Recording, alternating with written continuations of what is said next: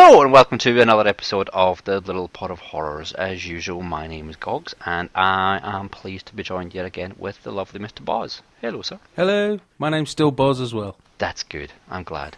How are you doing, sir? I'm good, thank you. Yeah, well, I have my voice back. Which is always awesome. Yeah, I can't do like creaky voiceovers anymore, but I didn't really take advantage of that when I could, so there you go. Well, it's nice to have your voice back as normal. Thank you. So before we jump into the wonderful section we have for you today, which I'm not going to tell you about, just do the usual and do a quick catch up on anything that we've watched over the last few days or weeks since we got the joys of recording again. And I've actually got a couple of things. For a change, I know, I've been watching stuff, although my Netflix account is covered in the usual crap, thanks to the girls. Did you build yourself a man cave to retreat to and... No, I have to watch horror films? I have to watch things in like 20-minute sections, or depending on what I think the brutality of it is that I'm going to be watching, as to whether I think I can get away with it while they're in the kitchen or something like that. So it's very... You're dangerously close to scarring for life. Potentially, but the good thing is my girls love to be scared, which is great. Never did me any harm. Yeah, so I mean, my teenage boy is a big girl, but a 5-year-old girl will sit and watch and go, "Come on, Daddy, don't pause it," and things like that, and gets really upset at me when I switch things off. Right. Especially when it's monsters. She likes the monster movies. Excellent. Which is brilliant. That's where we all started. Exactly. Exactly. So one day when her mom's not around, I'll probably let her watch something for me. And please don't call child services. Start with Gremlins. Nobody could moan at that. Well, that's the Christmas special this year. I tried to get them to watch it last year, but for some reason life just got in the way and we could never actually sit down to watch Gremlins. We were doing the Home Alones and Muppets Christmas Carol and all that stuff first, and I never got around to doing Gremlins with them last year, so I'm top of my list this year. Gremlins 1 only fits firmly into the horror category. Yes.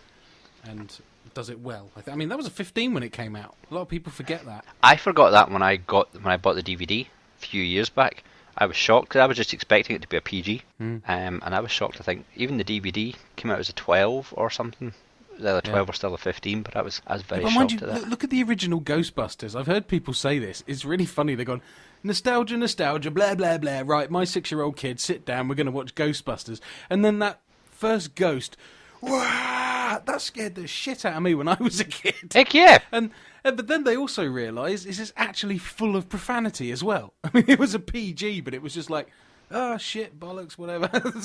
You know, no effing and jeffing, but lots of more minor swear words that made some people a little uncomfortable that they just plonked their kids in front of it and set it on. So. Well, I have done that myself. I know this is on the horror topic, but it's horrific. For any of all the nostalgia stuff that I watched, like The Great Outdoors and Flight of the Navigator and what was the other one, Short Circuit and stuff like that, I was like, oh, I've got to have the kids watch these stuff. And when I put them on, that's what I immediately picked up on, was there was just cussing all the way through it. Yeah. And I was like, what the fuck? Cussing and smoking. Yeah, cussing and smoking. Oh my god! I mean, all I need now is for some naked women to run across, and then I'm just going to be getting some sort of bad parent award. But I'm guessing is something that this actually ties in quite nicely to what our topic will be later on. But maybe it's just a kind of that era that it was acceptable for kids. You couldn't show them grotesque things, but you could cuss at them all you wanted, and kids were fine with it, and obviously parents were as well. But I don't know if I'm just experiencing it more because I'm not wanting to be the kind of dad that just lets them down and sits and watches F's and Jeffs and all that stuff on the screen. But it made me kind of go, oh god, really? I don't remember Dan Aykroyd cussing this much, really? Or I completely forgotten just how much Short Circuit really was quite racist.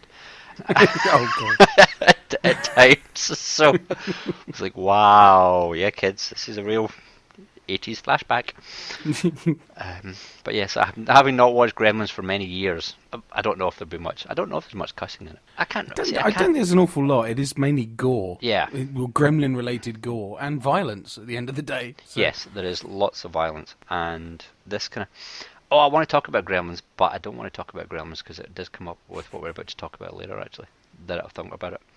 But there was a documentary that I watched called Nightmares in Red, White and Blue, which will tie in, and I'll discuss more with our topic. But Gremlins was supposed to be much more a hard R, Really? when it was first made, according to the director, until they realised it could be more, a bit more mainstream. I think they were saying the gremlins were supposed to like eat the dog, and there was supposed to be decapitations and things like that.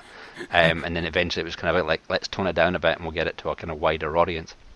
Yeah. But it was much more, which would be a bit more interesting, I guess. Not interesting, but it'd be interesting to see the director's cut. Oh, yes. To see the gremlins really going at it and stopping being so kind of campy in certain sections. Well, it does make me wonder, why has nobody ever done that with a concept like that? They film it the way you want to film it, but then do two definite, like, not... I'm not talking about, like, release a DVD, or here are the extras, here's the cut I would have done, blah, blah, blah. No, package it as two different films, a kid's version and an adult version. Oh, yeah. So when the kids grow up, they could be nostalgic about the film they watched when they were kids, but then they watch it once they hit 18 and like, wow, there's blood and tits in it as well. Exactly. Yeah, Dad comes at Christmas. Here we go. Here's the gremlins you thought you knew and loved. Take two. You thought it was only water that made them reproduce. You would take it there, wouldn't you, Mr. Boz? Sorry. That's okay. But anyway, back on topic. Yes. I watched Shark Night. I finished it all. And it kicks Piranha's ass out of the water. It does not! It does! Not in a bajillion years, does it? Nothing happens! Where's the blood, even? There's lots of blood in it.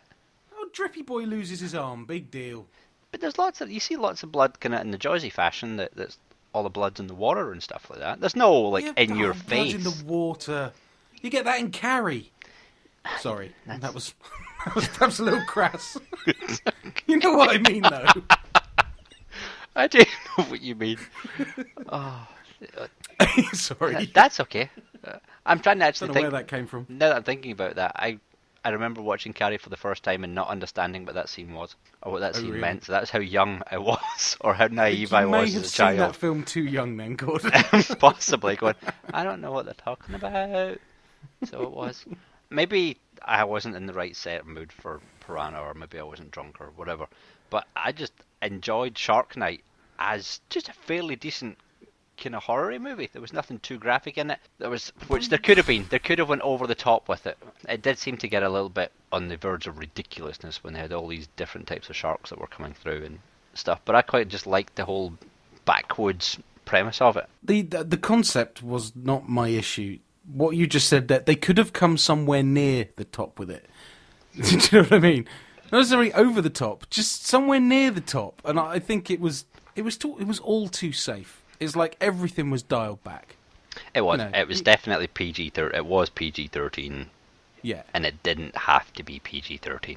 No, it should have been an 18, and like that's where Piranha's better, because it set out to get an R rating. That's what it was after. That's what it always was going to be. And they're like, well, seeing as we're going for an R, we might as well just throw the whole list. Yes. Anything you can think of goes. Let's think of some really imaginative ways to kill people and gruesome things to do. That's very true. And they did play up to the very much the 3D aspect to it as well. And I guess the gore and the campness. Kelly Brook. Yes. Yeah. Who didn't get them out anywhere near enough. Stuff. Oh, come on. We've been in here for like 15 minutes now, so we've got to get some booby talk. I will not have you criticise Piranha 3D for lack of boobies when you are defending Shark Night 3D, which had none. That's very true. It should have. There was ample opportunity for some, at least side boobage, and there wasn't. I mean, we had bikinis galore. Come on. Yeah. Should have had like a little slip or something. It was I think with the other, or they do think with the next show we do, we should perhaps dial back on the booby talk, because we're sounding slightly perverted, I think. We are, but maybe we just need to watch different types of movies. No, I'm just getting paranoid because I know what I'm going to talk about in a bit. So. Ah, okay. But then you're bringing down the show, Mr. Boz. That's what it is. You're just trying to bring me down with you. Okay. But no, I enjoyed Shark Night for what it was more than I did Piranha. I can appreciate where you're coming from on Piranha. It just wasn't my bag, man. Dude, if you lived here, I'd be getting you drunk, getting the pizza in, and we'd be watching it again in the right frame of mind, and I'm convinced I could swing you to the other side of the camp. But you don't. We'll put that down on the Evil Dead list. Yes, we shall. Did you want to synopsisize it for people who might not know what Shark Night 3D entails? Okay. Basically, it is I'm just going to use the little brief thingy from Netflix, which is what I went off of when I watched it. Is a weekend of island beach house debauchery turns into a hellish nightmare for a group of friends when one of them loses an arm in a vicious shark attack. Worse, the pals, this is America. How many people use the word pals in America? Anyway, worse, the pals soon discover that the waters are infested with dozens of the toothy predators. I'm going to go in here and say that review that I read, or synopsis on Netflix, is the biggest bunch of bullshit in the world, because it's not about that at all. There is no debauchery taking place. I'm glad you said that, because that's what I was going to pick up. They don't realise that the waters are infested with dozens of the toothy predators. They think it's one of them. Yeah. It's bullshit. It's typical marketing stuff to make you... Even the what do you call it? The DVD cover or the poster that I'm looking at just now doesn't do the movie justice. It's, if you haven't seen... I'm not going to...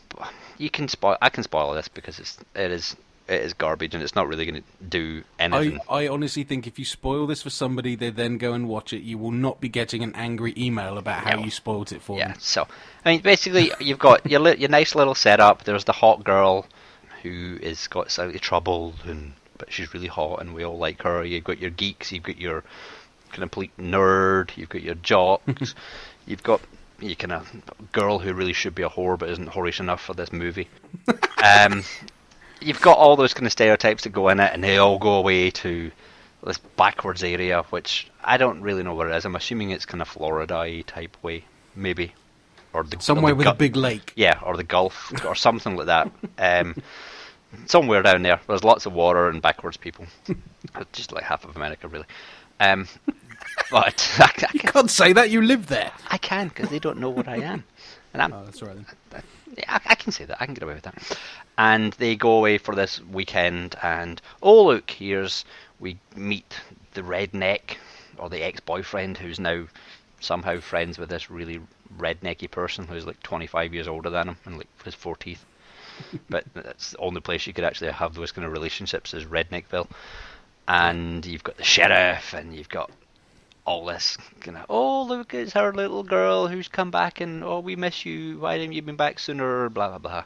Oh, because the stereotypical awkward moment with the city folk coming in and rubbing up the wrong way against the hick folks at the town store.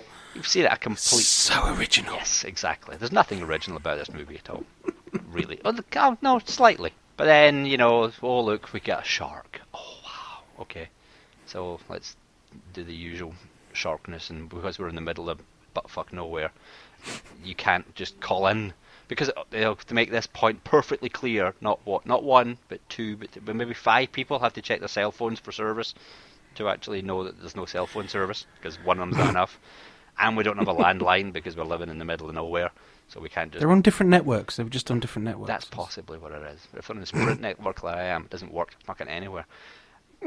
And they've got no landline and all this stuff, and so the only way we're going to get this injured person who's had a shark attack back to the hospital is to take him back across the water. Hey, what's going to happen there? Oh, I don't know. And then the rest of the people are left to deal with the aftermath, which is basically just a bunch more redneck people coming in and then deciding, here you go, we're going to do, what is the highest grossing show of the last 50 years or 20 years or whatever, cable show, and it turns out it's Shark Week because everybody loves sharks. So what next? Once you watch the shark on Discovery Channel, what's next? I know, let's film real live sharks eating real live people, and then that's what these guys set out to do, using a whole... I'd buy that for $1. Yep, using a whole variety of different sharks, which appear to have just culminated in this one area. No one explains why you've suddenly got fucking tiger sharks and hammerhead sharks and bull sharks and all these other sharks in this one little section, but they're all there, and they've got them all there, and they use them to their pleasure. Well, not pleasure. They're using them to make money. So it is. It's not the sick rednecks. They're rednecks with a purpose. They want to make money, and this is the entrepreneurial rednecks. There you go. See, that's why we've stepped up a level.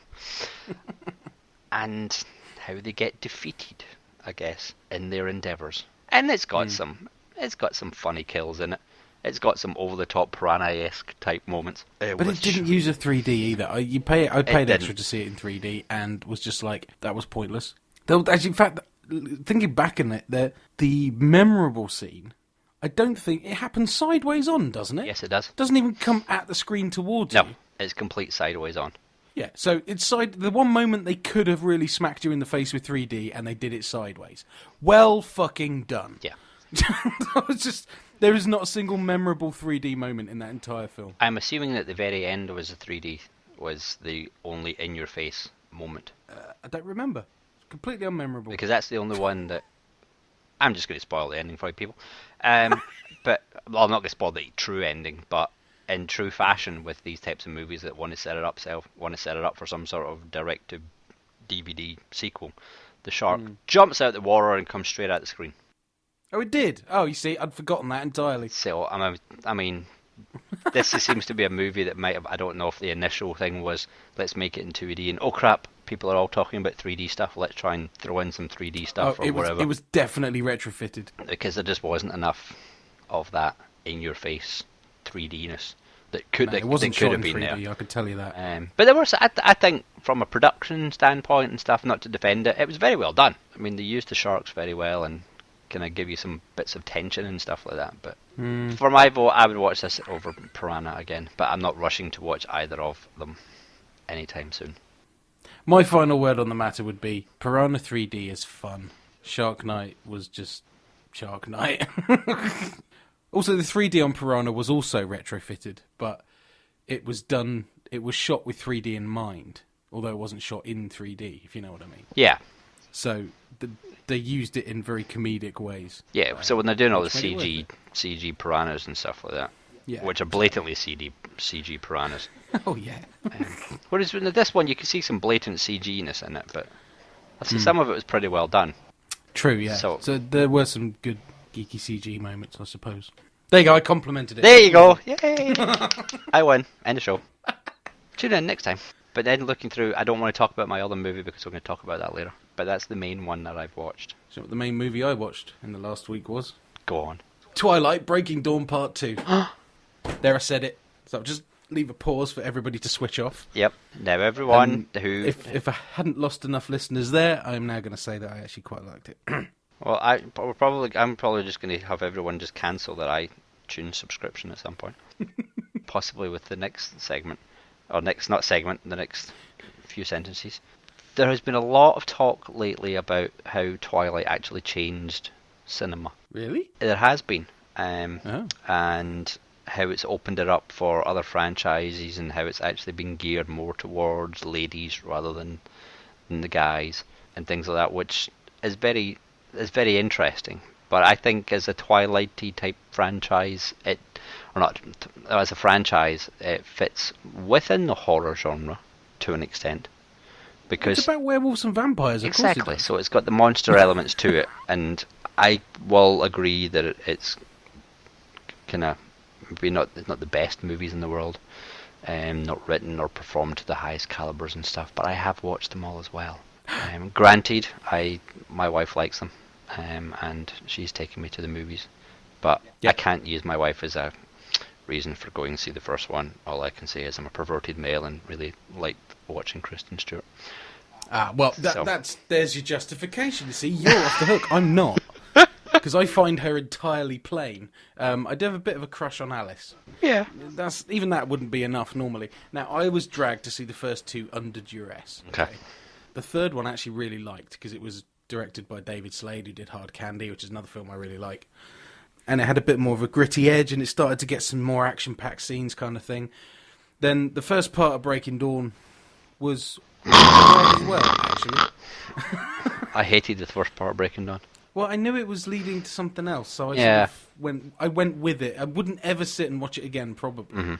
But the second part, actually, it was rip-roaring, head-snapping, chuckling, and they actually made Kristen Stewart look almost hot in this one. Okay.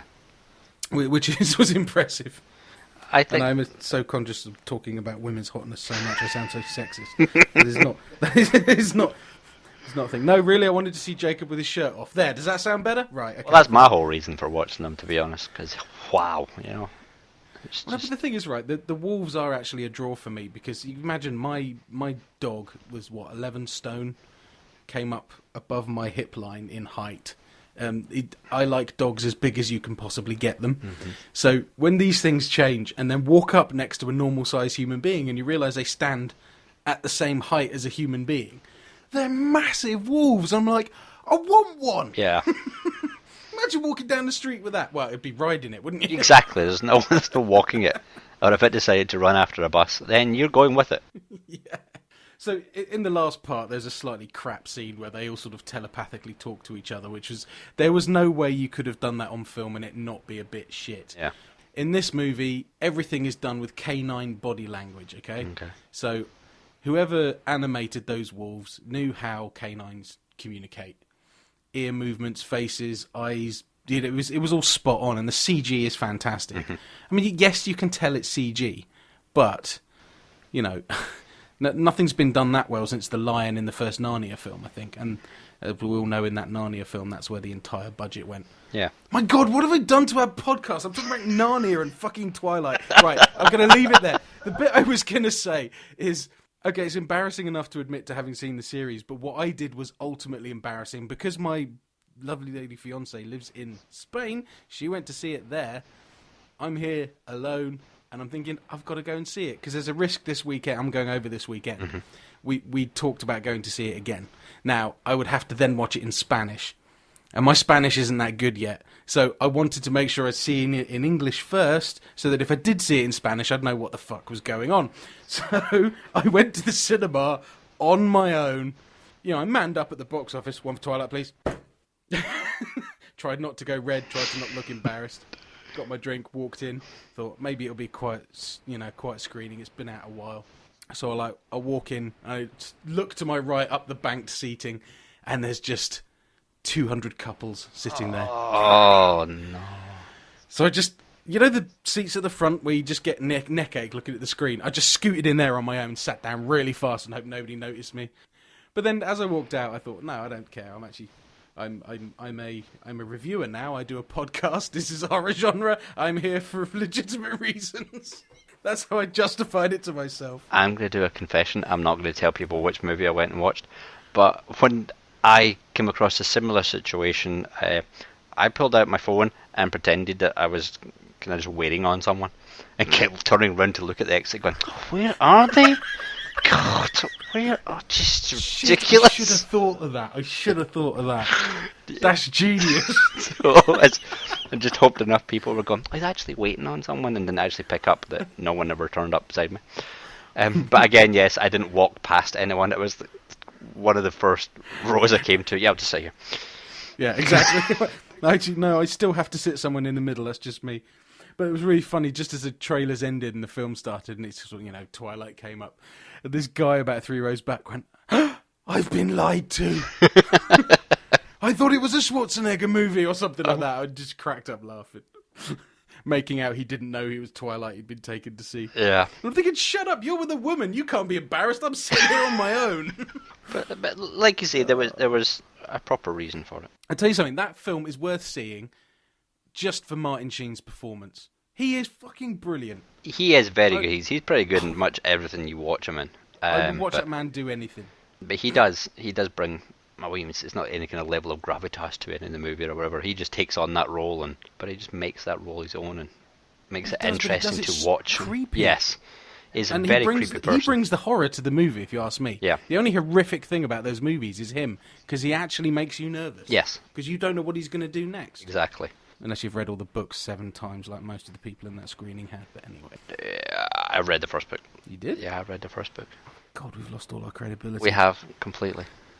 So I'm allowed. Before we lose... I'm allowed to. Well, I can't even say I'm allowed to. I'm just a sucker that when something comes out like this, I want to know what it's about. Yeah. Because I don't mind sitting there and ripping into things with the best of them, but I want to be able to ripping into things. And if someone turns around to me and go, "Have you actually read the books?" I can turn around and go, "Well, actually, yes, I have. So fuck you."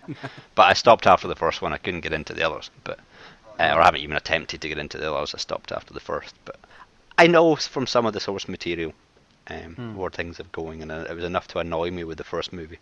how much better it could have been done, in my opinion. Oh, okay. But if you had Well, proper actors to do it, I think there was a bad acting choice. Robert Pattinson, please. Oh, Yeah. Every film I wanted to punch him in the face. So is. He very nearly ruined the entire experience. The guy's wood. I think Kristen Stewart's was probably good enough to do the role some sort of justice from what I read in the book, but it was his acting or the way whatever the director's vision was initially, took him down the wrong path, and it didn't ruin it, but it could have been much better. Well, the reputation's kind of mopey, sparkly vampires, yeah. And it's kind of, well, the sparkly thing is what? I think it comes up 2 or 3 times in all of the 5 films. I think it's 5 films now. It will be 5. 2-3 times at the most. It's not majored upon, and it's actually an interesting little concept. Yeah.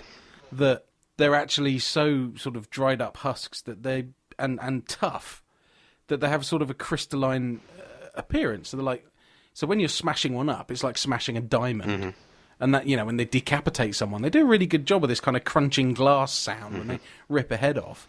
Now, if that had been presented without any of the book stuff and just come out, I don't think people would have been all sparkly vampires about it. But the problem is the moping and I don't know, his face. It just says punch me across the middle of his forehead when I look at him. I'm just going to just to bring it back to our level. Boobies. Let's move on. And there's no boobs in it, so it's not a real horror. That was just the worst. I mean, come on, we had a big feckin' sex scene in the first Breaking Dawn in which they had to tame it back so they didn't get an R rating. Too much thrusting action or whatever. Whap your tits out, love. Come on, give the men something. Just one thing. We've seen you in your pants.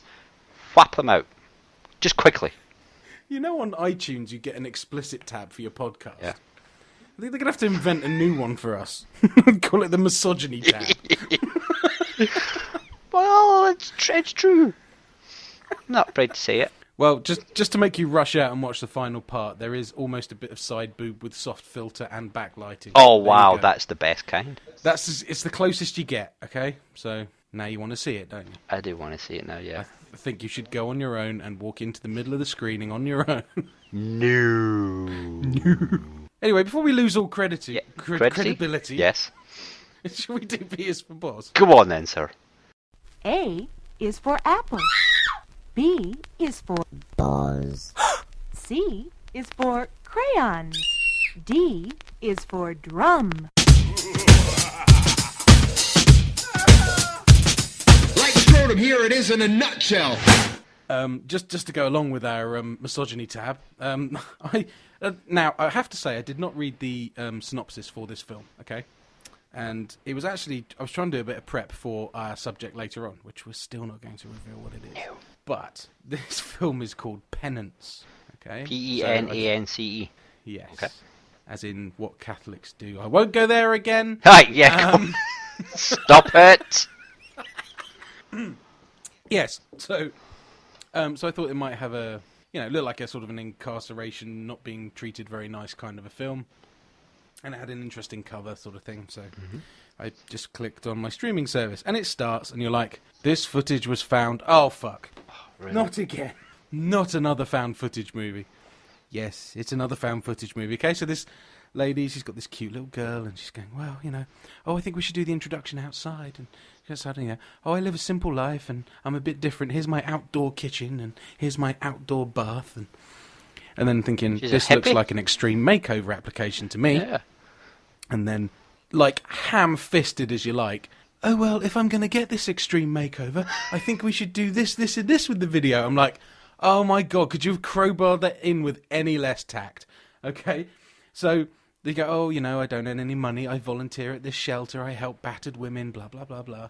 My daughter's ill. I need this money. And actually, she does paint a fairly sort of what would be a fairly normal application video for extreme makeover. Mm-hmm. But of course, for copyright reasons, it's called Extreme Home Over Make My House Better.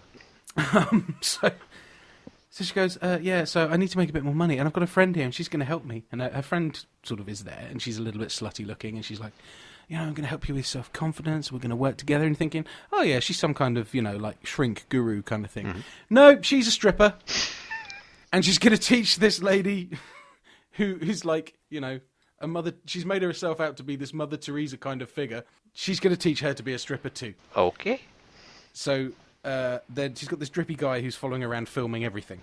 Perv. Yeah, but it's for her application video. As if she's going to send a video of her stripping to Extreme Makeover to get a fucking makeover. just why you wouldn't put that on the video? You would shamefully hide it. Oh, so you get these entirely there's one bit where she goes with her friend who's training her to watch her work, for research purposes, and they film all that as well. And one of the drunk guys at the party, who's entirely too excited because a woman just got her waps out, is basically backs her into a bedroom. I'm gonna kiss you now. Oh, hey, look, it's a bed. Now, if you were holding a video camera and someone said you hadn't realised you'd backed into a bedroom and he said, look, it's the bed, you would keep the camera where it was and you would just glance to your right and look at the bed. No, she pans round with the camera to the bed and then back up to his face. As if the audience couldn't have worked out there might have been a bed behind her. So it's found footage that's completely and utterly unbelievable. So, yeah, then her friend gets beaten up. She goes around to see if she's all right. She says, I've been offered this gig. It's £2,000 here, down, $5,000 for the whole thing. All you got to do is go and dance for this guy, right? So, ding-dong, at the door. Oh, she's all made up. She's going to do it, but she's reluctant, but she needs the money. Oh, my daughter. So, ding-dong at the door. Open the door, and there's a guy in a black suit standing there, and all you can see is his chin. Ominous. He bends down, because he's so tall. Okay. Bends down to look under the door. It's Tony Todd. It's the fucking Candyman. So at this point, I'm thinking, I was about to turn it off, but I'm like, well, there's boobs, and there's Tony Todd, and it's a horror movie. It's got to be worth investing in. So I keep watching it. He drives him to a secret location, which is an old mental asylum. She goes in, there's 3 other strippers. I'm telling you the whole film here. But I don't expect anybody to ever watch this. I'm doing you a favour. Don't ever watch this. So 3 other strippers, they get called in front of this man in a chair, silhouetted, can't see who he is, and he's like, dance. They're like, well, what about the music? He's like, just dance. And he lets each of them dance for about 30 seconds. Okay. Then they go back to the room. Know who walks in then? In a white suit with a dicky bow?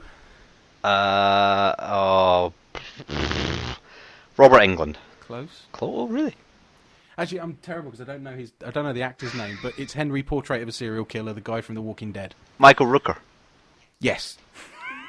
Okay. So he walks in and says, are you fucked? Yes, you're totally fucked. All this time, the guy's filming everything. And at this top secret location, I'm thinking as if they'd let this guy film everything. Yeah. As you would. Anyway, the girls have been brought some champagne. It's laced, obviously laced, really obviously laced. They all pass out, and he shoots the camera guy in the face, and then puts the camera on the floor to record the general guy who's running the show coming in. And it's just this completely unbelievable, inappropriate use of cameras throughout the whole thing. If they'd done it not as found footage, it would have been a much more credible movie. Uh-huh. But the found footage aspect is just painful. So they then get locked up in rooms, they get tasered, whipped, and basically this guy's some religious nut, and he wants to go through the gates of heaven with a morally pure soul, and he wants to take somebody with him the same. So he's trying to purify these strippers.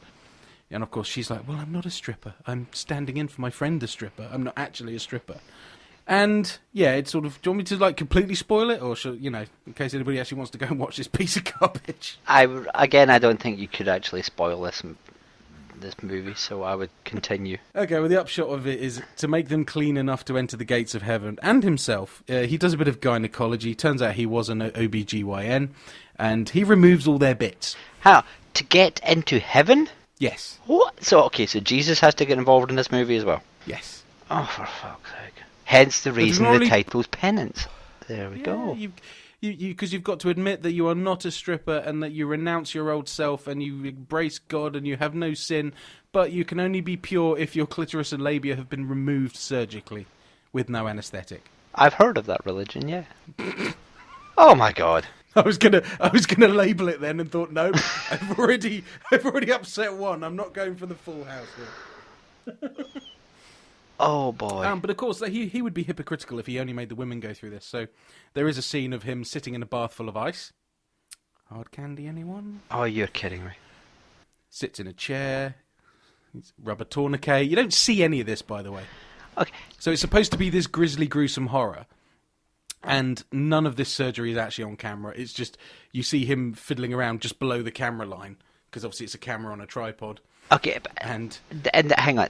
And this is found footage. Yes. Okay, Because he's filming everything he does. so he's filming everything he does, but then we've got the camera from the other guy who's come in as well.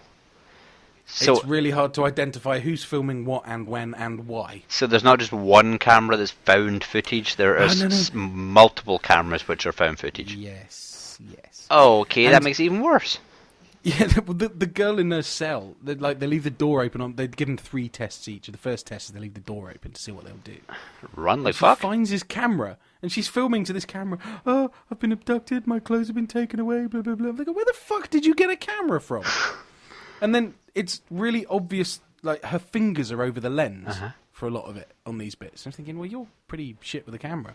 But then you realise it's just a little handheld compact, and she's just running the video app on it. Okay. Because it's high def footage, amazingly. He's obviously got the new iPhone 5 or something like that she's running with. But you only realise later when he holds it up and he goes, and you had this as well, and holds up this compact camera. I'm like, oh, right, that's how she was doing it. Yeah, so anyway, religious McNutty sitting there after his ice bath with his rubber tourniquet around his meat and 2 veg, and picks up a scalpel and then goes under the camera line, and a bit of blood splays up on his chest. And the next minute you see is 2 conkers and on 2 bits of string that he pulls up, and basically just snips the connecting pipes. Oh my god. Sort of pulls them into shot and snips them off. And then just pretends to sew up his ball sack, right? But just so obviously not going through anything, because his hand with the needle goes down and then straight back up again, and he tugs the cord and then down. And it's like, well, you didn't have time to position the stitch properly, even if you were the best surgeon in the world. It's completely unbelievable. And she gets the better of them and steals a load of money and runs away. The end. But it just happens to leave all this footage behind as to what she looks like and what her daughter looks like and anything like that. So if they really want to find her, they can. Kills Henry Portrait of a Serial Killer by shooting him in the balls. Which really doesn't have anything left anyway, so it wouldn't make much difference. Nope. No, he's the hired goon, basically. Oh, okay, sorry. So okay. The other guy's a big general. The other guy's a big general, okay. Yeah, she stabs him and then shoots the other guy. Right, okay. But she doesn't stab him well enough to kill him, apparently, because his body is never found. Oh my god, so he's still out there? He's still out there with no balls, cutting lady bits apart. So watch out if your OBGYN is bald with AIDS. Oh, that was the other thing. Bald with AIDS? Yeah. Are we having people labelled now? They have to wear stickers? I have AIDS. Well, no, he was getting skin rashes and stuff, because Okay. obviously his immune system was kaput, and Okay. he makes a comment about having this disease, this is in quotations, as got from whores and faggots. Okay. Nice. Yes, he said that. Oh. Dreadful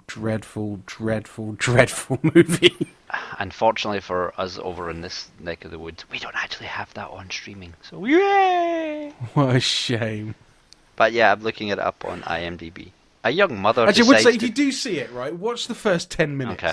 Because the whole, I'm making this video, look how cute my daughter is, look at my ideal life, and things are a bit hard, so I'm going to become a stripper. And that, it's like It's Always Sunny in Philadelphia moment. Hello, let's all become strippers. I was just like, what? Well, I know that's what I'm just waiting on my interview coming so that I can get some extra money for Christmas and strip my way through things. So it is. I'm just looking at it on IMDb. 3.6. Chip and Gordon. Inspired by true events. No. That's what the poster says. Inspired by true events. Penance. He made them pay for their sins. But to be honest, the way that she's sitting...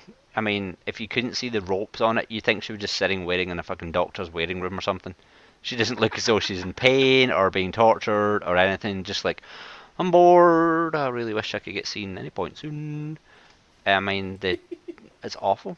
That's my beers for Boz, everybody. Avoid it at all costs. Can I add something to Bees for Boz? Oh, please do. I wish I didn't really have something to add to Bees for Boz, because after me constantly going on about I have no time to watch things, somehow I decided to just, I don't know, waste my precious time by watching a movie called Airborne. And I will admit that the only reason that this got me intrigued was because I saw that one of the stars was Mark Hamill. And I thought, I haven't seen anything with Mr. Skywalker in it. Like, maybe ever outside of Star Wars. I know that he's a well sought after voiceover actor. There's a reason for that. Yes. And I also saw the name Gemma Atkinson on it too, and I thought, you know what, I'd recognise her name. Is this one of the ones I'm thinking of? And I thought, oh, you know what, I'll just put her on. It's got I think it had like 2.5 stars out of Netflix or whatever, and I thought, yeah, okay, I'll give you the little premise. We'll go with Netflix, even though it's crap. After takeoff, the passengers on a plane discover that the pilots have been brutally murdered. Suddenly the plane disappears off the radar, and one by one the passengers turn into dangerous, bloody psychopaths. Dun dun dun. So it's a zombie movie. I'll give you the I was about to say the ITV rating. No, IMDb rating. Okay. It's 3. As Britain is battered by a storm, one last plane takes off. Shortly after, the handful of passengers start disappearing one by one. Those that remain frantically try to discover who or what is behind it before they share the same fate. I'm like, okay, that's fine. You can see the picture on it. There's a bloodied hand up against the plane window. I'm like, Yeah. Okay, maybe this might go somewhere. You basically see the first 5 minutes or so is just, setting everybody up. So you've got some drunk asshole waiting to go on there. There's always a drunk asshole on a plane movie. We don't know where we are. They set up this major superstorm that's coming in. That I don't know. It's like going to batter Britain and make sure that no planes can take off ever. But this one plane has to leave. It has to leave. It does have to leave before this other storm comes in. And you don't know what airport it's from. Nothing like that. You just know it's in Britain somewhere. So you've got the drunk guy who's like, oh, look at me, he's drunk. You've got the horny couple. So you're like, okay, there we go. It's some guaranteed boobies right there. Snakes on a plane moment. Yep, which I haven't watched that movie and never will because I hate snakes. But see, you just put that thought on me and I just get shivers with snakes. I'm just a big girl. You've got the CGI snakes they bite is much less. Doesn't potent. matter It really is. because I know there's going to be a real snake in there somewhere and I can't. Stop! I won't be able to sleep tonight. You've got these thugs that come on and oh my god, they're awful. And you've got to have like the big bad gang kind of, I don't know, mobster, the Godfather or the little group or whatever, who's a really old guy, and you know he's really hard because he's fucking cunt, you fucking cunt, fuck you, what fuck you doing, fucking move, and it's like, oh Jesus, really? And then we've got a couple of soldier guys on there coming back from Afghanistan, and they're all fuck you, fucking kill people and stuff, and you're like, Jesus, what am I watching? And I'm like, okay, where is this? Did Guy Ritchie direct this? No, he didn't. Some guy who needs to be named and shamed. Who is he? Dominic Burns. And no, not the guy from Radio 1. Maybe it is. Maybe this is what he did when he left the Chris Moyle show. He made this movie. Shame on you. I was like, wait, I can't even remember if Mark Hamill's in it at this point or not. But we get the stewardesses. Like, oh yeah, we get some hot stewardesses. That's fine. And oh look, here comes some sort of Middle Eastern looking guy who just randomly happens to come on the plane as an air steward at the very last minute. And oh, we don't like the look of him because he could be trouble. So let's throw the old stereotypes in there. And then we get a nice little shot of Mark Hamill, who appears to have eaten the entire cast of Star Wars. And it's just, I don't know. Someone has some dirty pictures of him doing things with people he's not supposed to, and he was forced to do this movie, or he's bankrupt and needs to do this movie. I don't know. But he's just shockingly bad. He's not even calling it in. He's just, everybody's going, fuck, okay, give me my line. Yep, storm coming. Okay. Come on, this is building my conservatory. It's really awful, and all the side people, all the other side characters and stuff are just awful. Awful. And unfortunately, they're all British people, and we've got some Scottish women in there who acts like a right bitch, and it just makes me cringe watching her. But basically, they got on. There's like 9 people on the plane or something like that. I can't remember. Oh yeah, and there's the fat loudmouth American, because you got to have a fat loudmouth American on a plane just to complete the stereotypes. Have to. There's other people on there. But it does have Gemma Atkinson. It does have Gemma Atkinson on it. Okay. Just bring us back to the misogyny. And when I saw her coming on, I was like, okay, this is who I know who you are now.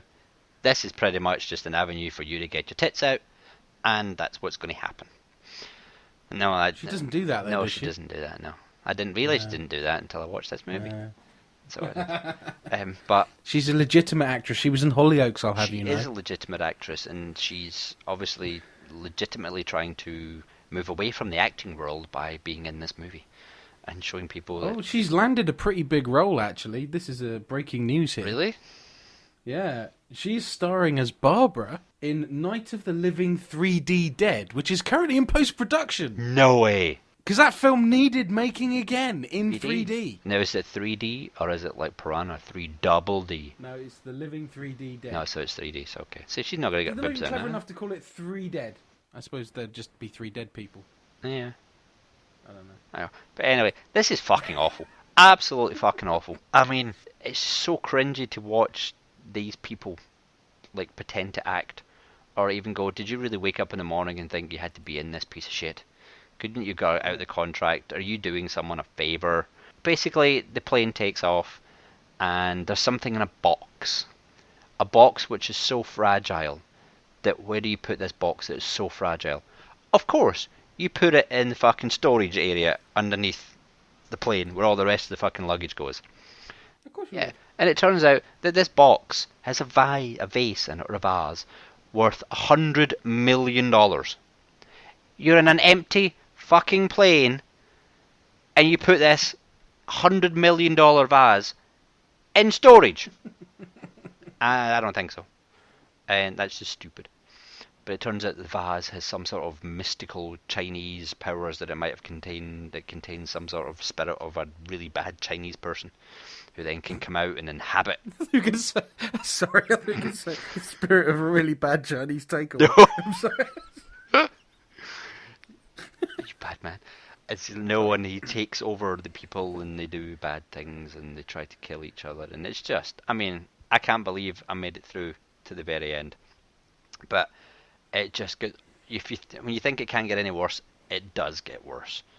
So you find out that Gemma Atkinson is part of this plot with one of the big gangster guys, these henchmen, to steal the vase, because they obviously know the right people who would buy this $100 million vase to put on their kind of, I don't know, fireplace.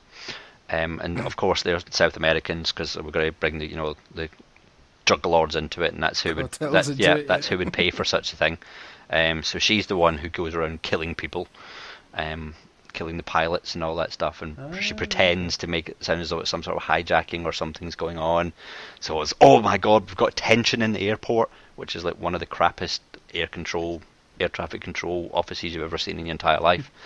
And they're like, oh, I don't know what's going on with this plane. Where's it going? It's off course. Oh, of course it's off course. There's a storm going on. Don't worry about it. It's all fine.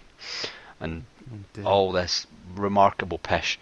And then you find out that it turns out that when they think there's terrorism involved, these big freaking government agents who are the wettest government agents in the world, and my phone goes. Anyway, so yes, so it's awful. The government agents come in and then they threaten to shoot down the plane, and apparently these things happen all the time. Like, do you really think storms cause planes to crash? Ha ha ha ha ha.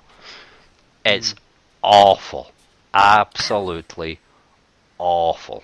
And it turns out that the airport is East Midlands Airport, which is just like, yeah, because that's where you would fly out of to go to New York. Did they even have direct flights from East Midlands to New York? No. It's like, come on. I struggle to get flights from East Midlands to Barcelona, okay? That's how well travelled that particular airport is. Apparently they have these big 747s that just take off from East Midlands and can go straight to New York. Well, I just watched a clip from the film, and it's a double-decker. Yeah, it's a double-decker because you've got first class. No, their runway isn't big enough for one of those, I swear. So you have, and obviously because there's not a lot of people on the plane, and so they've cut down on the staffing. So the big fucking I'm gonna fucking get you, I'm the fucking hard man, fucking. He's obviously one of the first class people who gets a bit pissed off that he can't be in first class and he has to be in coach. So he's not very happy. So he's all fucking. But yeah, it's a double decker. But see if you actually watch the movie kind of properly and you actually pay attention to the plane. It's Air Force fucking One that they have used as the plane, but they've just fucking CG'd out all the United States of America stuff. I swear to God that they've taken footage of the movies or whatever of Air Force One and they've used this as their plane. Allegedly. Possibly allegedly or whatever, but that's what they've fucking done. It's Air Force One that they are using as their plane. It's awful. Just to, off the back of that, talking about Gemma Atkinson being in films, she has done another horror movie, which I did watch. I'd forgotten I'd seen. It's just prompted me to remember. It's called 13 Hours, and it's basically a bit of a werewolf type film, and it wasn't terrible. Really? It wasn't brilliant. I mean, it's a 2.5, 3 star. But if you've really got fuck all else to watch, it isn't too bad. And if you like looking at Gemma Atkinson on the UK's... I'm not going to say. The Little Pod of Horrors. The world's best misogyny podcast. But yeah, she's not bad in it. And it's a group of people go to a deserted... a family home in the middle of nowhere. Okay. And then get stuck for the night. And there's a Gribbly sort of hunting them down one by one. Okay. And it's... yeah, I enjoyed it. Oh, that's good then. It is good. But Airborne's not. So- Airborne's shit. Yeah. So if you're tempted to watch Airborne, don't go watch 13 Hours instead. And just so you don't get... You've got to make sure it's the 2012 version of Airborne. There's a couple of movies with the name of Airborne, but I'm telling you, it's got Mark Hamill in it, avoid like the fucking plague. Well, when you said it, I did wonder if it was a slam dunk basketball movie. No, it's not. That probably would have been much better if they'd made the basketball some sort of ancient Chinese basketball that made you do things. But it's awful. It's an awful, awful movie. And apparently it's dark and suspenseful. No, it's not. It's just so bad. But yes, so there was my B's for boys.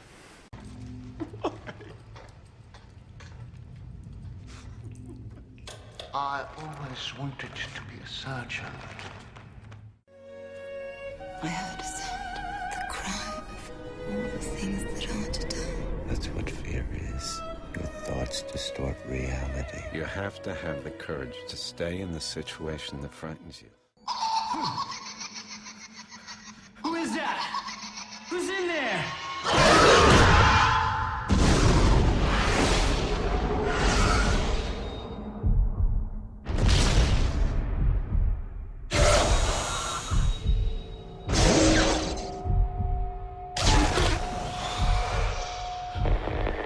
Hello, madam. Dr. Gordon. I want to play a game. You have a really lovely home.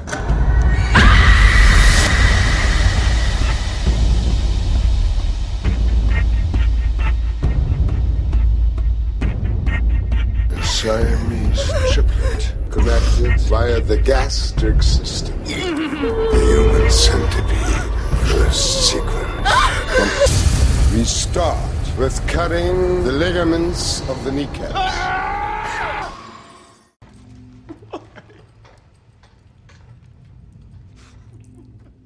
I always wanted to be a surgeon. So what are we going to talk about to cheer ourselves up? To cheer ourselves up, we're hopefully going to try and do some justice to the topic, or the lovely phrase, which winds myself, and I believe yourself up as well. Torture porn. We've threatened to do this for a while. Yes. And I keep talking about it, and every time I mention the words, it kind of goes, "Bleh." I don't like saying the words and everything like that, but I thought, let's just get it out there and let's kind of talk about it and see what it is and whether we agree with it. And unfortunately, we don't have another person out there who can maybe give us an alternative side of it, aka a religious right-wing nut who thinks that torture porn is an actual thing. Sorry, I divorced her. Yeah, but the difficulty is you've got to find somebody who's that fundamentalist who would actually have seen one of the movies. Because it's a bandwagon term. It's like the Twilight haters who slag it off without seeing it. Yes. Sorry, back on Twilight. No, that's fine. Twilight and torture porn. Who'd have thought the two would come together? Exactly. But, Only on the Little Pod of Horrors. But basically, there's various definitions from... I've tried to do some like extensive research on this, and there is no proper extensive research that I've found on torture porn. No one's actually taken the time to properly put it into, or from what I can find anyway, a specific categorization and actually give it some sort of legitimacy behind it. If you want to use, it's even difficult finding it on Wikipedia, because Wikipedia throws it under splatter film, and they try and kind of say, can I guess it's quite right, it's like a combination really of intense graphic violence, and then you've got kind of sexually suggestive imagery, to use their words, which they've either classed it as torture porn or gorno, which is a mixture of gore and porno, which is another stupid word. No, I disagree. That's misclassification. There is I think there's a lot of misclassification around this. And no, see, the way I saw the word coming about is actually, say you walk into a comic shop and you're looking at the walls, that's geek porn. Mm-hmm.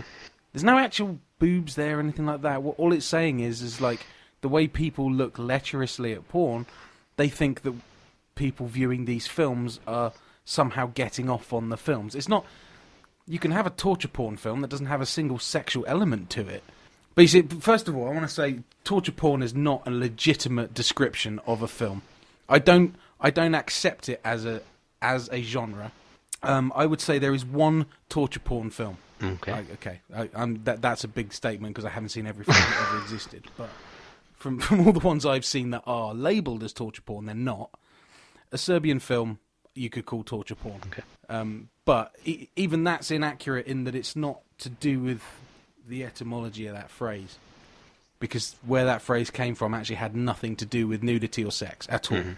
It was to do with getting off on watching people suffer. Yep. Yeah. So that's why I don't accept it as a legitimate term. In fact, I think beyond talking about it today, we should actually ban it from the show. That works. Because they're splatter films. They are.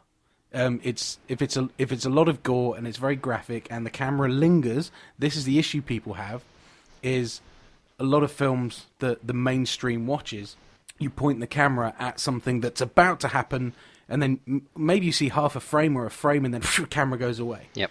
A torture porn film, as they call it, or a splatter film, they put the camera on it and you see the thing cut off, spliced, ripped, whatever, and you get to see it all.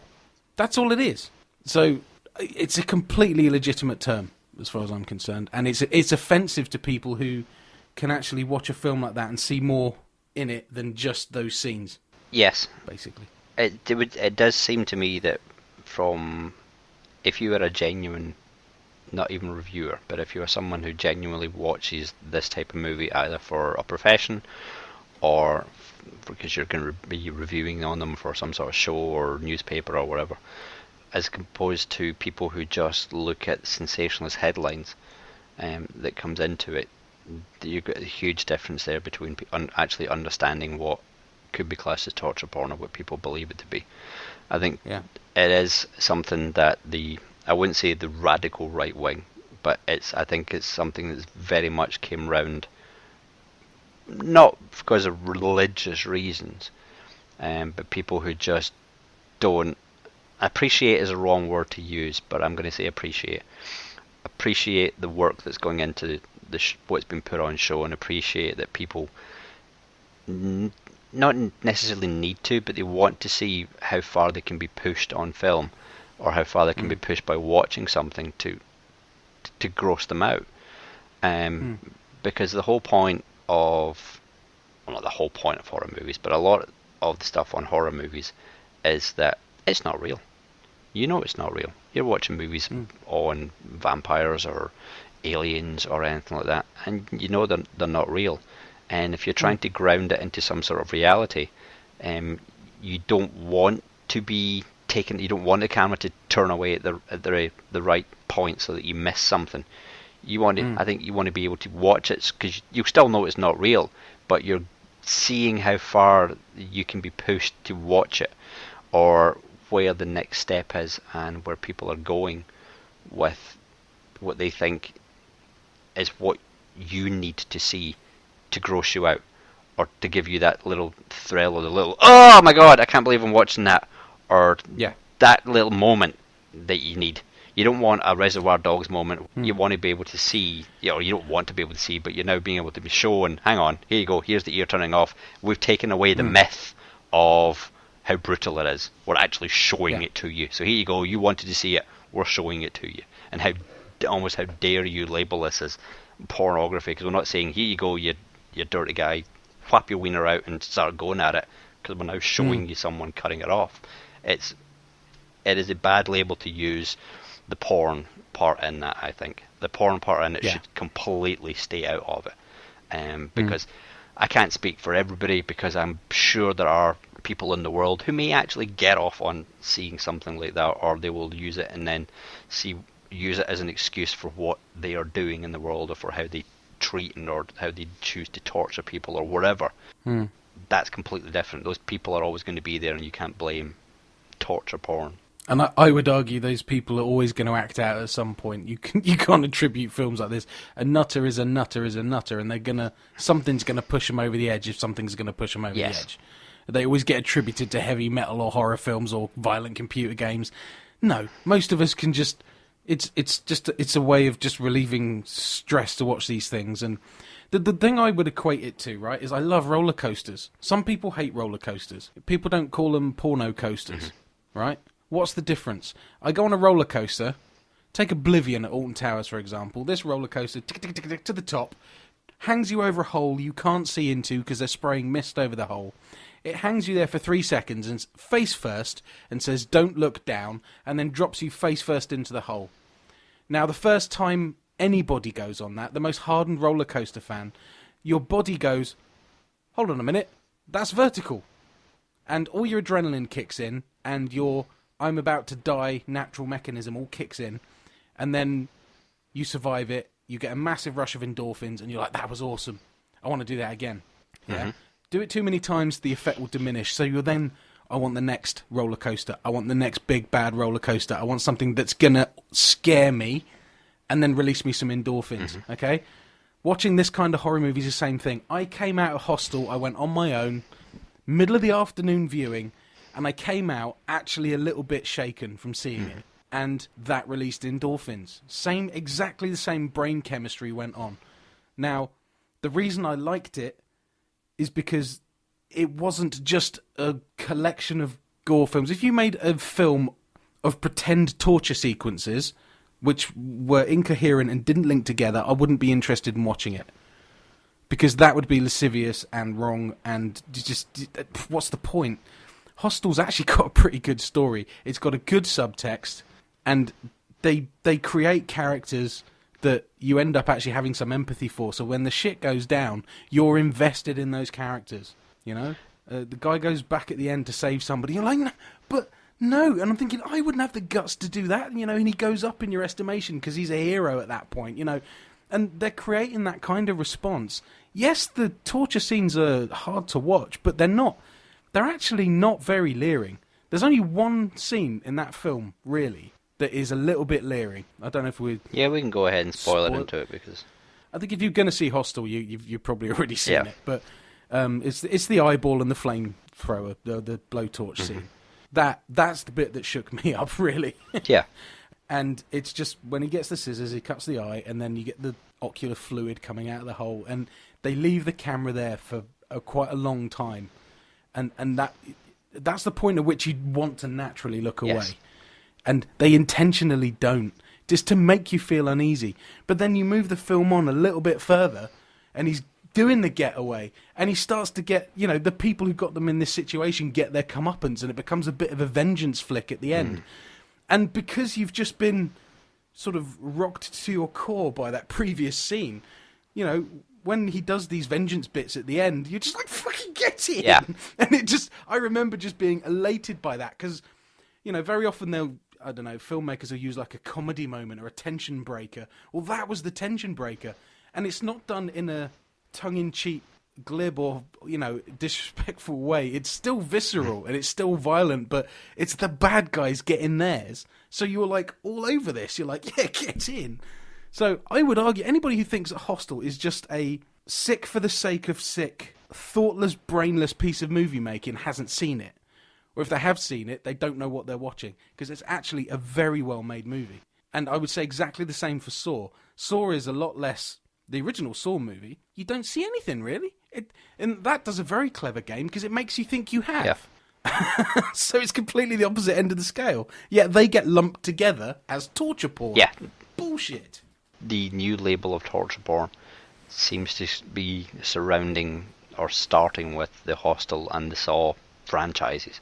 I'm with you on both those counts, to be honest, which is why I say it would be interesting for someone to kind of come in and argue that torture porn actually does exist and people are wrong for watching it and things like that. There are legitimate movies that are made just to gross you out, and that's all it is, to gross you out. And unfortunately, they are being put into this same label, and it seemed to be the one I'm thinking mainly of is Captivity, which I haven't fully watched. It's the one with what's her name in it? Was it Elisha Cuthbert, the girl from 24?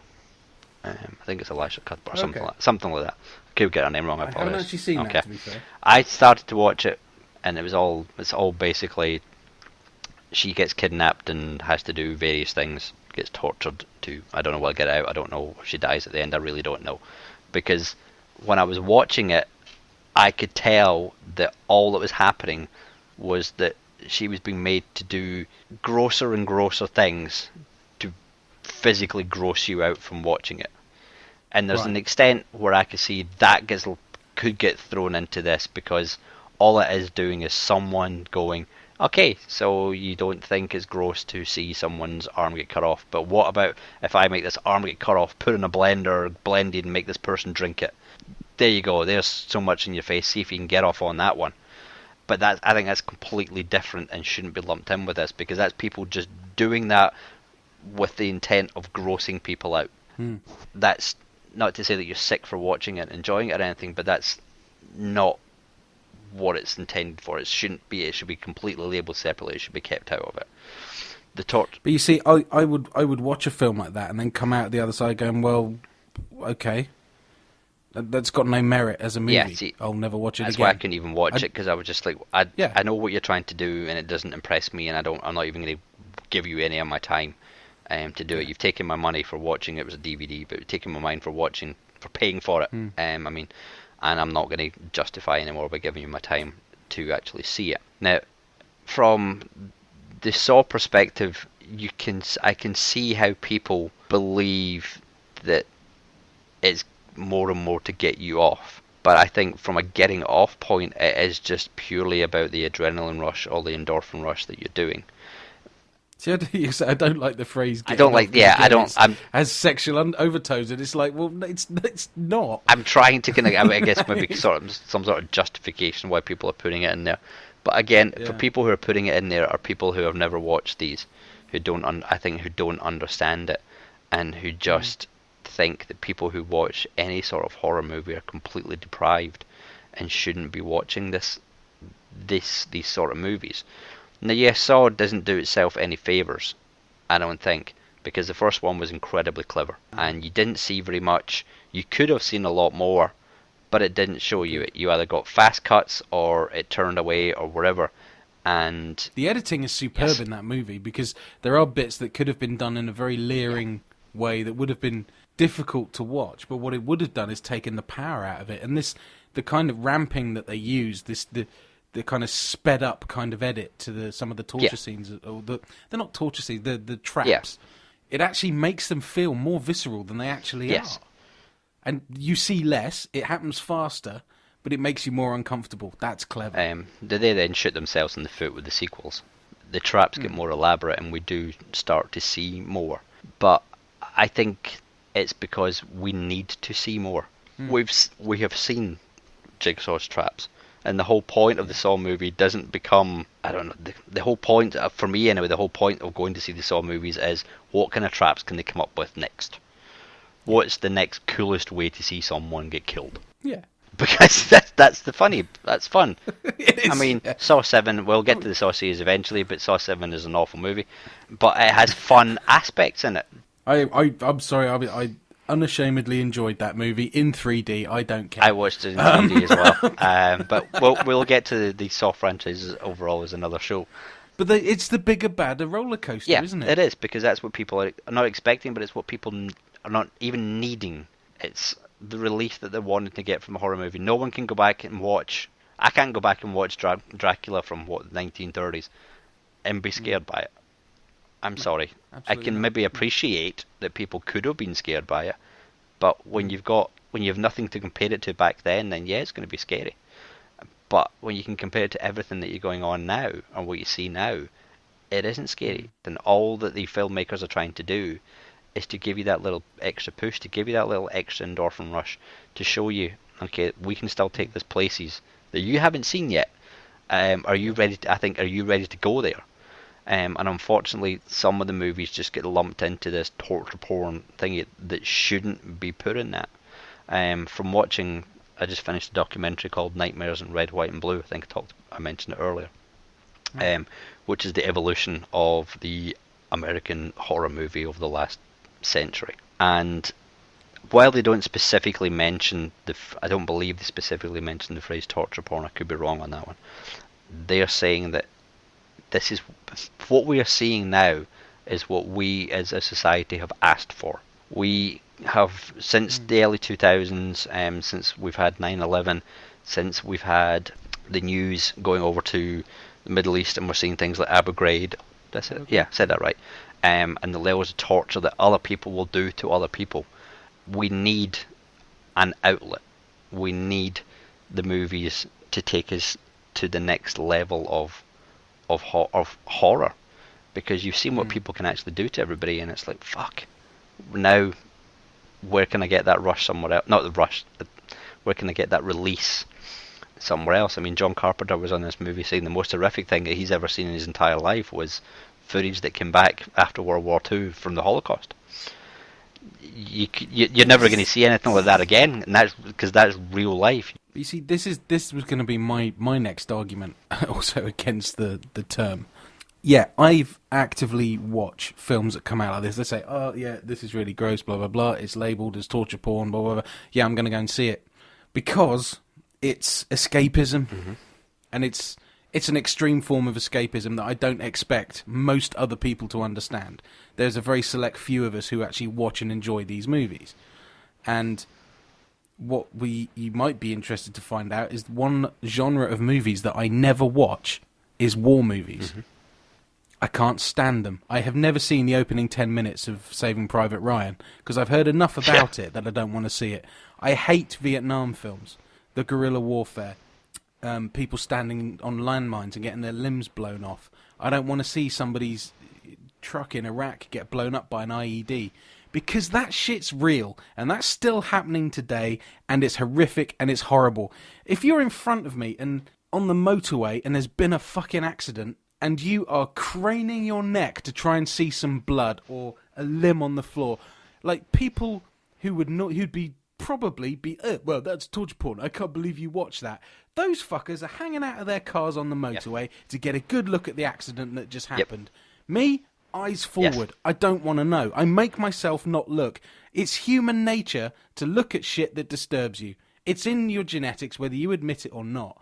And I watch people do it on a weekly basis on Britain's roads, and do you know what? I don't want to watch that because it's real. I don't want to watch real life. I want to watch an extreme, over-the-top, stupid idea with amazing prosthetics that can convince me that might be real. Yeah. But if I thought somebody was actually being tortured, off. If it was snuff, off. Yeah. Because I know it's not real, I want to watch it. Make of that what you will, but I mean, that's my argument. End of, really. I don't think there's much of an argument you can make against that. I mean, there's always going to be people who are against these types of movies. I think, not to piss off any more people than we're probably already pissed off in the last few shows, religion does play a huge part on this.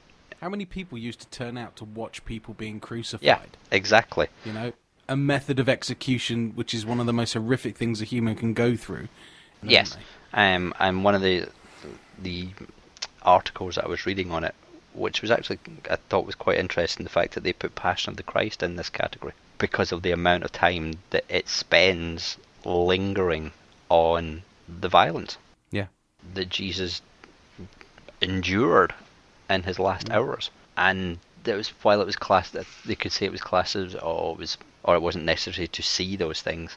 Me personally, I came out of that movie and I was freaked. I felt as though, make of Mel Gibson what his personal life as you will. Cunt. Sorry. Completely nothing to do with how he can make a movie. Yeah. He made those scenes, while gratuitous, put you on edge, made you uneasy for what you were watching, made you feel as though you were there witnessing what was going on. And it was pretty damn accurate from historical records. That's how they used to do it. And that's what he went through. It made you feel kind of guilty for made me kind of feel kind of guilty for watching it. That I felt as though I was there and I was taking part in this process just by being a viewer. That's exactly what he was trying to provoke. Which is why I think a lot of these movies that now get thrown into this is that people just don't understand that that's the feelings that you get from watching a really good horror movie. Is that not only are you horrified by what you're seeing, but you can also be horrified in what you were feeling. And it's not feeling like, oh, I'm really enjoying this, I'm going to go out and, cut my wife's boobs off. You get this feeling of unease and untension and being witness to this kind of act that you don't want to be witness to it. You're saying in the back of your mind, it's only a movie, it's only a movie, it's only a movie. And that's reassuring to you. And that's what I think is what is difficult to try and argue against this with people who are so adamant and saying, you're wrong. This is a disgusting piece of work. It should never be on there. You should never have to see this level of depravity on film or anything like that. And you just want to turn around and slap him and say, shut the fuck up. If I want to watch it, it's my given right to watch it. You should not be labeling something that you have no idea what it is. And when I saw, the only reason I watched Antichrist was because they put it in this category and said it's the most hideous thing you're ever going to watch in your world. Life is disgusting. I was sick when I came out of it. I was like, okay, I'm going to go watch it. Why am I going to go watch it? The same reason I read Twilight. I want to see what it's about. I want to have an opinion on it and actually see it. Okay, what was it out the entire hour and a half or whatever long it is? It's not that long a movie, I don't think, but whatever it is. Within the first half of the movie, I think half the people had walked out. Why did half the people walk out? Because it's boring as fucking sin. Nothing happens on it. Those people were probably just like me going, oh, this is going to be awesome. This is going to be 90 minutes of pure dicks getting cut off and torture scenes and all this stuff that's coming. But you don't... Did they not look at who directed this? That wasn't... It wasn't classified properly as that, saying, okay, don't go into this thinking that. Think of this man's body of work and what you're going to be expecting. No, everybody knew that the guy was going to get drilled through his penis, or she was going to go nuts at him, and these were the 2 or 3 minutes, not even minutes, probably 60 seconds maximum in the entire movie, which you actually did see that. But for me, it was justified within the movie because that was what she was going through, and it wasn't there for the sake. It wasn't gore for the sake of gore. It wasn't done intentional just for the sake of let's just throw something in just to really gross out the audience. And it pissed me off that when I came out of that movie and I was trying to read some reviews on it and stuff, a lot of the reviews that I was reading were from people who are giving this 1 and 2 star reviews that never watched it, who said they walked out, who didn't finish watching it. You can't give a review on mainstream media if you don't sit there till the very end. No. It's wrong of you to label something like that if you haven't watched it. All I would say is if you feel challenged by that statement and you think you somehow should seek out the unedited version of a Serbian film so you can give your opinion. Normally I'm say, well, like you say, if you say something's too bad, I'm going to go and watch it because, like you say, I want to have an opinion. That's the only film I think I've ever seen where I would say you can't. Once you've seen something, you can't unsee it.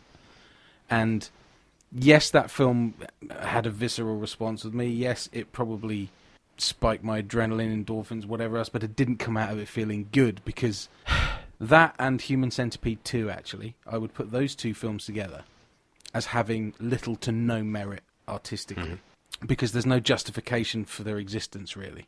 I have read what the directors have written about their movies, and they can't even justify their own movies.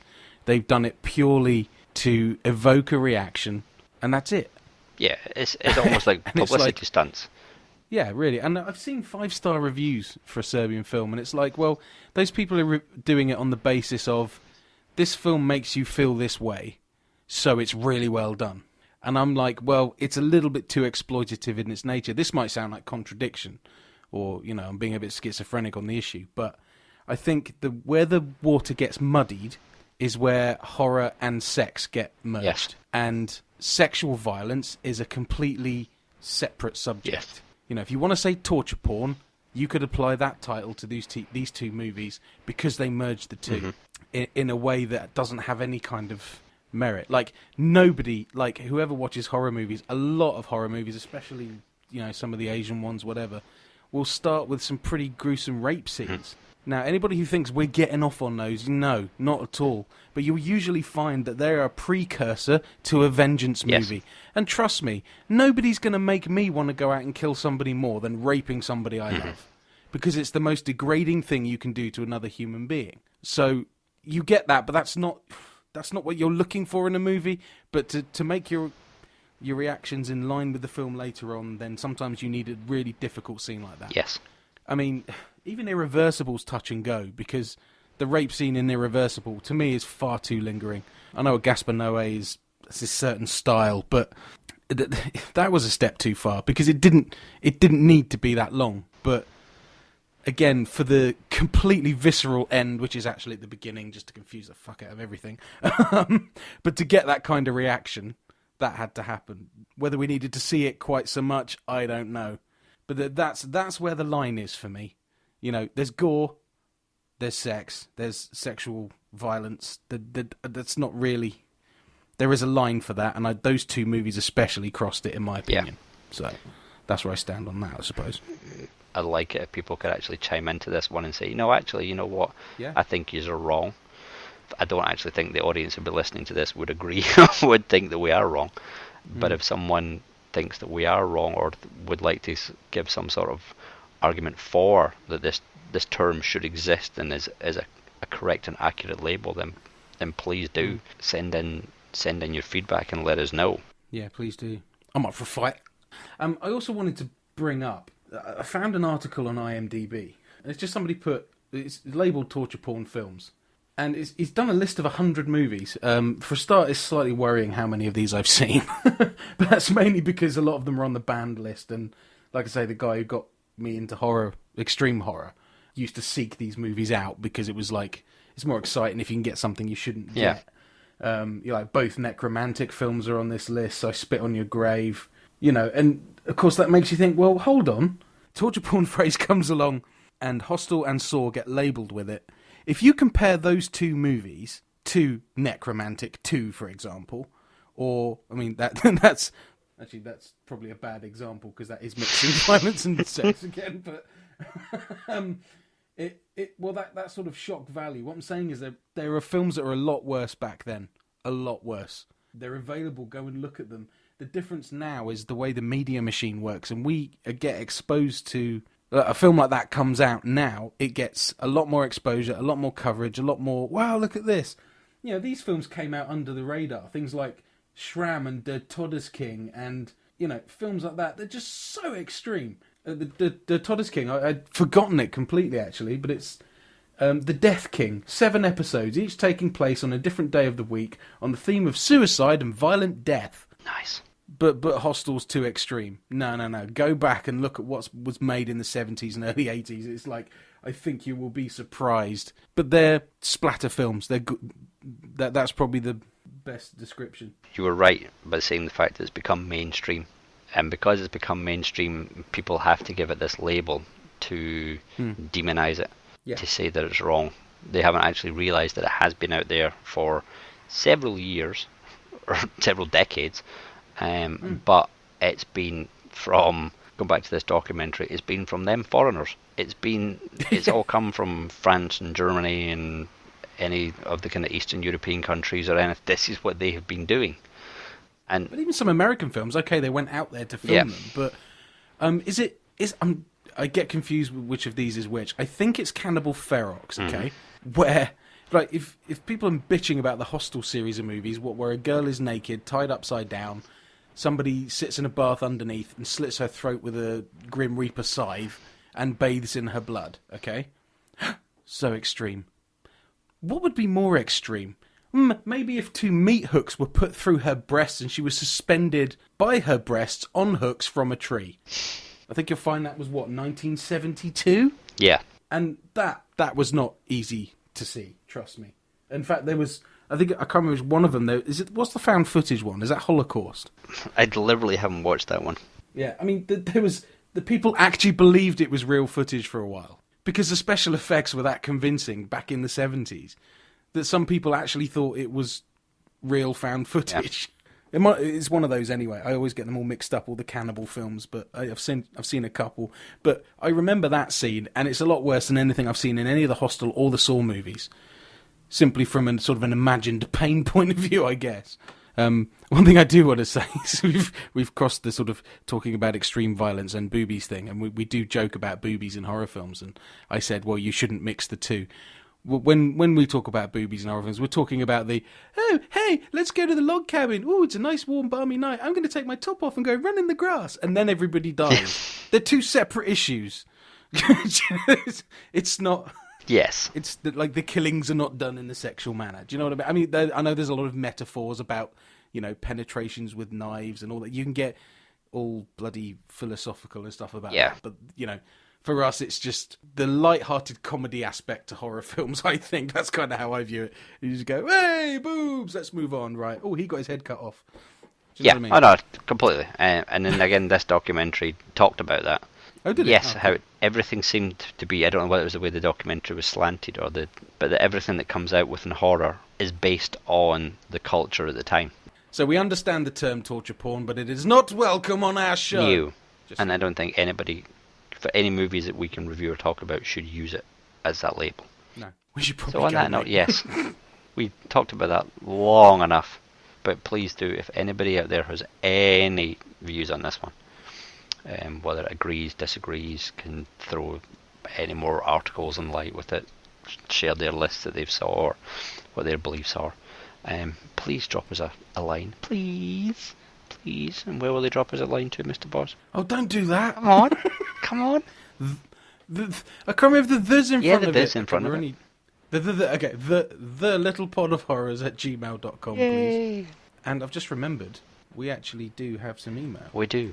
From way back in the day when we used to do a show called The Little Pod of Horrors. Yeah, well, that was way back when. So that show used to be awesome.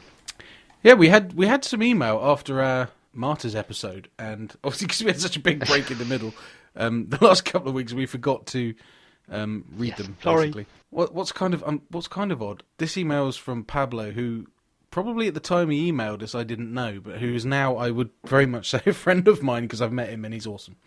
So he's actually going to help me move house. That's how awesome. Oh, awesome. Okay, that is awesome. Put it in context. But if I'm a podcasting whore for going on lots of podcasts, Pablo is a podcasting whore for sending lots of feedback into podcasts. That's what we like, though. That's a good thing. Yeah. He puts, hey guys, I started listening to The Little Pod of Horrors today after hearing Boz mention it during one of the last Here Goes Nothing shows. Feed is still there if you want to go and listen. Anyway, I wanted to write in to give you guys some feedback and also mention a movie you might enjoy in a brainless let's have a laugh manner. Hee hee. You mentioned Tokyo Gore Police. Have you seen Robo Geisha by the same team? No. Yeah. It's not a horror movie, more like a bad action movie with some gore, but it's got some hilarious moments. Check the trailer out for most, but not all of those. It's a B-movie that made no sense, but has a couple of moments that had me in tears of laughter, and also a shot, which is in the trailer, which had me cringing and asking, why? But they're Japanese, so they do things like that. That's very true. The trailer is priceless, so check it out. I also wanted to mention something about The Exorcist, which always seems to get shocked faces out of everyone I tell this to, provided they don't come from the lawless state that is Spain. Winking smiley. The one and only time I watched The Exorcist, I was in high school. I must have been somewhere between 15 and 17, I think. Pablo, yo tambien. Our ethics, the alternative subject to religion, teacher, played it to us for a reason that I can't remember. That's the shocking part, is that it was played in school to people less than 18 years old. Oh my god, yeah. He also told us about black masses and his infernal dreams of spider-shaped creatures, so maybe it's not entirely Spain's fault. And I want to move to this place. Either way, I'm a complete wuss when it comes to horror movies. I like the ideas behind them, but I can't watch them, as they often have too strong an effect on me. But I didn't find it as scary as The Sixth Sense.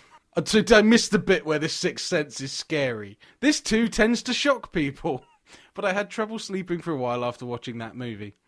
I think horror is quite a personal thing, and there seems to be a divide between those two movies in the effect they have on people. Clearly. I wouldn't say The Sixth Sense was scary. I wouldn't, but... I, Well, no, there are some... there are some freaky bits there, and there's some jump scares in it and things like that. But I just remembered, actually, the bit with the tent in the room and having to go to the toilet and back. That actually reminded me of my childhood. I used to be terrified of going to the loo because it was dark. Yeah. And if I had ghosts popping up and looking at me all the time, yeah, that would be quite scary, actually. Okay, we'll let you off on that, Pablo. Secondly, and I can see why this would bring a lot of extra work your way, and would probably be wise to dismiss it, it would be a cool touch if every time you mention a movie, you play a short clip from the trailer, like a cool line from the movie, or something, fight, comes to mind, Here goes nothing in joke, see, here goes nothing for reference. You did this on that French movie you mentioned, and it really helped set the mood for that section. Well, you did that a lot on the Saw stuff as well, didn't you? I did. I like doing that when we're talking about, if we're actually focusing a show around a movie or whatever. Then I do like to throw the trailer in, even if it isn't French or whatever. I think it's quite interesting if you actually listen to the trailer without even being able to see what's on the screen. Yes. It just kind of makes it a bit fun for me. Especially on horror movies, because it's... Yeah, exactly. And especially when it was like for Martyrs and it was in French and you had absolutely no idea what the hell was going on from it. Or if there's a cool line of the movie that I've gone in. But to be honest, for me, it is a major editing nightmare. And I have to be completely confident in the movie that I know, so I know where to go to the point to find that one line or anything like that. So if I feel, from an editor's hat on, if I feel I can get away with it without making the show incredibly long by putting in a couple of minute trailers here and there, then I will put it in. But it's nice to see that that's actually appreciated by people, that I'm not just doing it just for my own kicks, that people actually do like it. Yeah, I think that is a line from one editor to another there, because he edits his podcast. So, which I should plug, I suppose, seeing as he's taken the time to email us at great length. If you speak Spanish, which is the most important thing, and you like heavy metal, which would be the secondary thing, go onto iTunes and look for And Metal for All podcast. They review extreme metal, and I like the show very much, even though I can understand roughly 3% of it. There we are. Plug done. He's put, anyway, I haven't finished the episode 1 yet, but I wanted to send you this today before I forget. I'm looking forward to hearing all the rest tomorrow. Keep up the good work, guys. And that's from Pablo. Thank you, Pablo. Now, we had Facebook feedback as well, and this is from Odile Thomas, who does the Sending a Wave podcast, which is a Firefly podcast. I had the very great pleasure of meeting last weekend at a podcasters meetup. So, yeah, it was cool. She's put, listen to the first part of your show on my commute today and thoroughly enjoyed the discussion on the French film. You have now piqued my curiosity. Sorry that the traffic was flowing so smoothly. Now got to wait until tomorrow to listen to the rest. Now, she will have understood the trailer because she's French. Oh, there you go then. And a French teacher. Yeah. So, although I don't know if she's into her horror movies, I would say, Adele, if you haven't watched some more extreme movies, then Martyrs might not be your best start movie in the horror genre. Just saying. Possibly not, no. She also put another little post up asking if we'd seen Haute Tension, or Switchblade Romance as it's titled here. I hadn't at the point she posted that. I have now, and yes, it's fucking awesome. So actually, I would say if she's recommending to us Switchblade Romance, that actually, yeah, you might be alright with Martyrs. You probably will be, yeah. Yeah. Because I love that movie. Yeah. So would I recommend it to anybody who can? I think it's a very... I don't want to talk about it too much because it can give things away. But it had me on the edge of the seat and was very, very well done. There was some gross out scenes, I think, but I don't think it was anything that was unjustified, shall we say, that was in it. So yeah, I mean, if you... No, it gets a lot of reputation for being extreme. I don't think it's too extreme, or I don't either.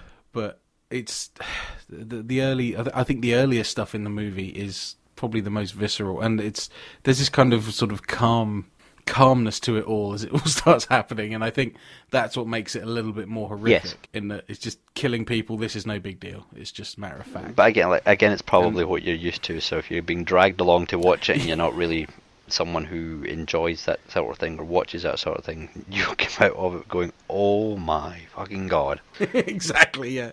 Yeah, if Gremlins is the most violent thing you've ever seen, don't jump straight to Switchblade Romance. No.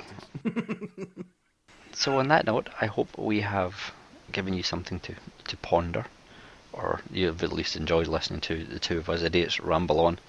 Yeah. But please do continue to keep your feedback in. If there's anything, we still have a whole host of show suggestions that we ourselves have got to go through, and many of them will span several episodes. But if there's anything in the interim that you would like us to talk about, any movies in particular that you'd like to hear our views on, and it's easily accessible to both of us, so please, just not some bizarre thing that's direct to DVD in Romania or something, then please do drop us a note on the Facebook page or on Twitter or on email, and we shall be sure to try and check them out and hopefully discuss them at some point in the future. Yes, and on that note, until next time, sir, I'd like to thank you very much. Thank you. And bye-bye. Just trying to think of something funny to say, but... You're out, yeah. It's long and it's late. So, Boobs. So with that note, bye-bye. Bye.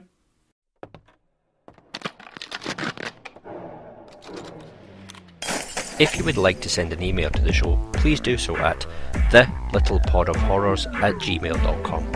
Also, why not go along to the website at www.thelittlepodofhorrors.com, and from there you can find links to our Twitter, Facebook, Google+, forum and blog page. Thanks for listening.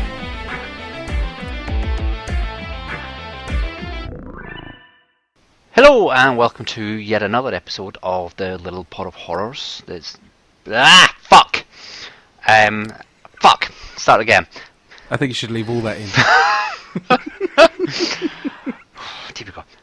It turns out that when they think there's terrorism involved, these big freaking government agents who are the wettest government agents in the world, and my phone goes. Hang on 1 second. Fuck! Give me a second. That's code for stop talking about this god-awful film. Give me 1 second, because I have to take this call. Hello. Hello. Hello. Hello. Hello. Hello. Hello. Hello. Hello. Hello. Hello. Hello. Hello. Hello. Hello. Hello. Hello. Hello. Hello.